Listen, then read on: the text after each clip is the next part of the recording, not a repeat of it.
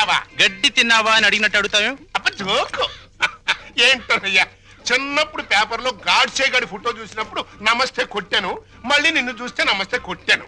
కానీ ఆడికంటే నువ్వు 3 times గొప్పడివయ్యా.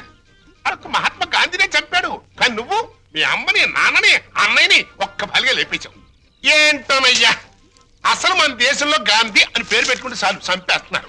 మహాత్మా గాంధీని చంపారా, ఇందిరా గాంధీని చంపారా, రాజీవ్ గాంధీని చంపారా?